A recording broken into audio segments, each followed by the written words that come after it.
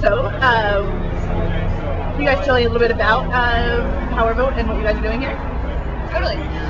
So I'm Brianna and this is Jessy, and we work for the Energy Action Coalition, which is the raddest youth climate movement in the US and Canada right now, and we are taking our fight for clean energy off of the campuses and communities and into the national sphere this fall with Power Vote. And so we're here, we're trying to get 1 million young people committed to voting for clean and just energy, and making those issues top issues in the election, and really pushing candidates to go way farther and saying, you know, youth are going to decide this election this year, and we expect candidates in office that are going to be putting moratoriums on coal, you know, creating millions of green jobs for us, and so we're excited for this fall, and then we're excited even more to hold them accountable come November 5th and beyond.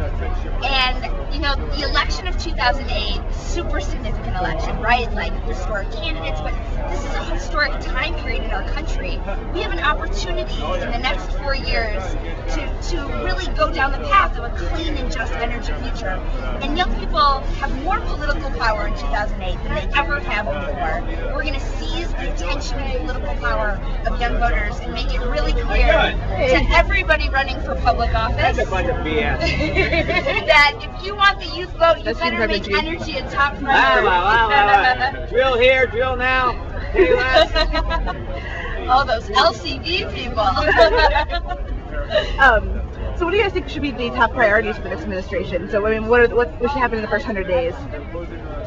In the first 100 days, we got a whole list of things. Number one, first thing before the new president even takes office, go to Poland, re-engage with the international community, and make it clear that the United States is going to lead the way in internationally addressing global climate change and getting an international agreement signed.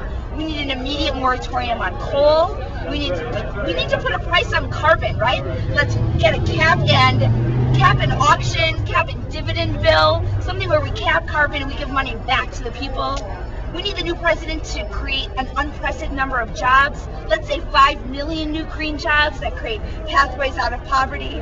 And we need to invest at an unprecedented level in clean, renewable energy, wind and solar. And we're coming to DC February 27th to March 2nd, 2009, to make it really clear during Power Shift 2009 that our activism did not stop on November 4th, but we are there until we get the action we want. So how important do you guys think that environmental issues are going to be in this election, especially for youth voters? I think that they're absolutely important. I think that, you know, one thing is that youth voters show higher concern over the environment than any other demographic of voters.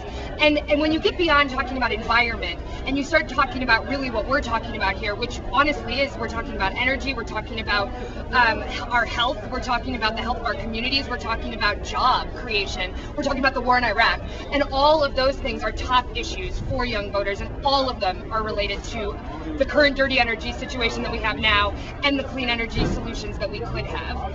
And I mean, also what's really exciting is that we're not working isolated from the other groups. I mean, if we are going to really create the political power for young people that we need to, it doesn't need to just be about clean energy. It doesn't need to just be about healthcare or reproductive rights, whatever. What's beautiful about what's happening now, it's all these groups are coming together, and all these young people are coming together to say, listen, we are going to stand together. We are going to turn out in record numbers this year. We are going to decide this election. It's going to be based on our issues, and we're going to work together, hopefully in the first 100 days, to make sure that universal health care is also a priority, that ending the war in Iraq is also a priority, and that those people are also helping us make sure that a clean energy future is a top priority.